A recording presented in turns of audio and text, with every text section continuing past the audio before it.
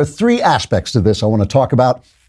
I hope we can get them all in today. Jenna's going to help us with the judicial, the legal aspects of it. But first, let's talk a little bit about the political aspects of picking Brett Kavanaugh for the Supreme Court.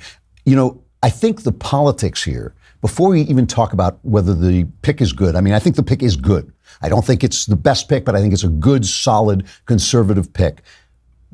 But I think the politics is absolute genius. It's, you know, you always have to guess you start to learn what a president is thinking. Trump is particularly hard because he's such a showman. He's always doing this kind of magician trick where he is distracting you with chaos while he's governing basically in a big, good, central, right-wing conservative way. But he has all the noise and the craziness going on. So people forget that, you know, that he's actually doing this solid job.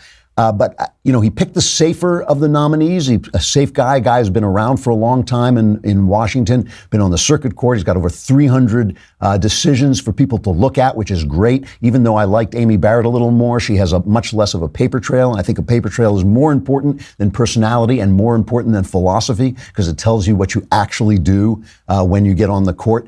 But I think the thing about this is that because he's a safe bet, and because he's so credentialed, he will probably get confirmed before the midterms, right? Unless they find that he's got literally bodies buried in his backyard. Senators from red states are going to be under a lot of pressure. They're going to try and pull that thoughtful rejection thing. Well, I thought about it, but I rejected it. I do not think that's going to play in states like, Indiana and North Dakota and West Virginia. West Virginia, I think Trump won by like 40 points. I don't think Joe Manchin is going to get away with saying, well, I thought about it, but I couldn't do it. So they're caught in a vice. All of these things, I mean, you know, I think because he's basically such a solid establishment candidate, he's not going to get defections from, you know, the usual suspects, Lisa Murkowski from Maine and Susan Collins from Maine, Lisa Murkowski from Alaska. But the thing is, here's the big thing.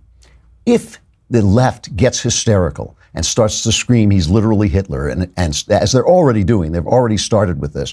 But if they get hysterical, they're going to shoot.